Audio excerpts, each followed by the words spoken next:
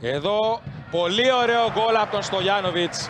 Εδώ από την προσπάθεια του Ζωάο Πέδρο, ο οποίος είδε τον Στογιάνοβιτς, του πέρασε την πάσα. Πολύ ωραίο το γύρισμα, αμέσως το σουτ στη γωνία. Κανένα περιθώριο αντίδρασης για τον Πριντιγκάρ.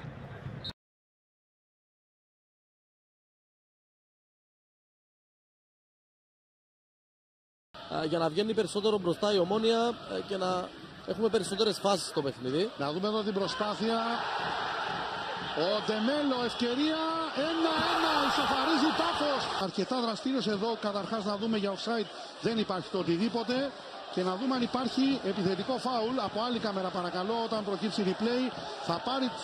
Θα κερδίσει τον Χαφές και στη συνέχεια θα νικήσει εύκολα. Εδώ θα φανεί αν υπάρχει το οτιδήποτε. Κίνηση με το χέρι, πάντως δεν κάνει ο Ντεμέλο.